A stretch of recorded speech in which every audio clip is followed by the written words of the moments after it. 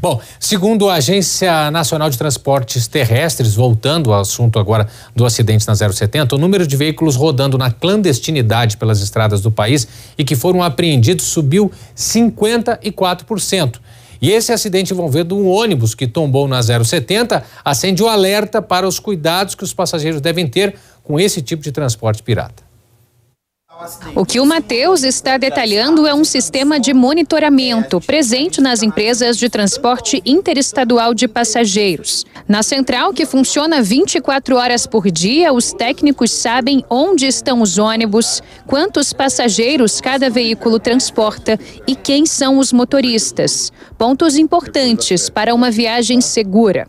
Nesta mesma empresa, que tem garagem no CIA, os motoristas se consultam com médicos do sono ao menos uma vez por ano.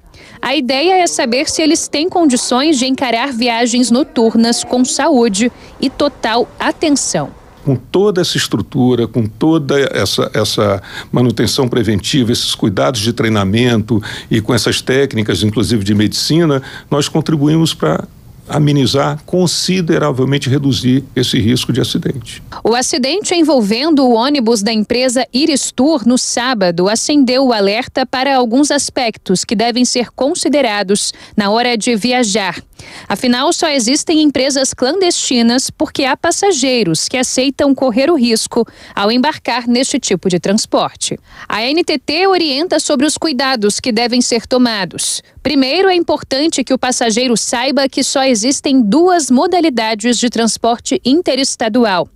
Uma que é feita por ônibus de linha, aquele que sai de uma rodoviária para outra com emissão de bilhete e tudo dentro dos conformes. A segunda por ônibus de fretamento, que é quando um grupo se une e resolve, por exemplo, contratar o serviço para visitar uma cachoeira. Muitas vezes o que a gente percebe é que um operador que não atende os requisitos para operar uma linha, né, o serviço regular que a gente diz, ele acaba cometendo a clandestinidade para operá-lo.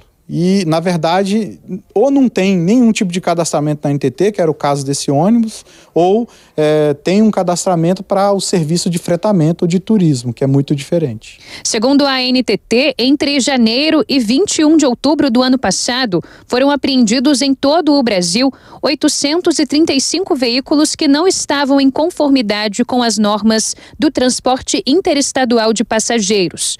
No mesmo período deste ano, o órgão registrou 452 ocorrências a mais. Foram, ao todo, 1.287 veículos apreendidos, uma alta de 54%. Todo ônibus que vai fazer uma viagem, tanto regular como de fretamento, há na porta dele uma localização específica determinada pela NTT, o número daquela autorização que ele está realmente regular com a agência, autorizado a operar, do ponto de vista do cadastro. É muito fácil ligar para o 166, se eu não me engano, o telefone da ouvidoria da NTT, para verificar se aquele veículo, se aquela placa realmente é idônea, se ele está autorizado aquele tipo de serviço. Outro ponto importante diz respeito à quantidade de motoristas dentro do ônibus. A lei prevê que haja somente um condutor, que cumpra a carga horária até entregar o veículo para outro motorista. Recentemente foi julgado agora no Supremo, ainda não foi publicado o acórdão, né? Mas assim, é definitivamente proibido a operação com dupla de motoristas, porque é considerado, enquanto o motorista, mesmo sem estar dirigindo, ele é considerado estar em trabalho, porque ele está em movimento, ele não está com devido descanso, está no ônibus, ele não está dormindo, ele não está descansando. Na tentativa de ajudar empresas idôneas e passageiros, após o acidente desse fim de semana, a NTT promete lançar novas ferramentas. A NTT ela vai lançar um link para que você jogue a placa e verifique a regularidade daquele veículo, se aquele veículo ele pode, né, ele é seguro que você realize a sua viagem.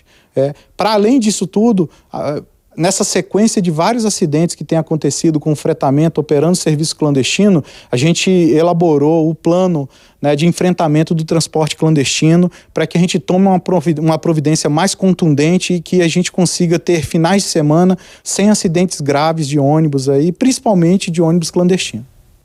Bom, para completar o serviço sobre essa história toda de acidente, ônibus clandestino, pirata, Vamos para a página da Agência Nacional de Transportes Terrestres. Você digita lá gov.br e dentro desse site você pesquisa a NTT.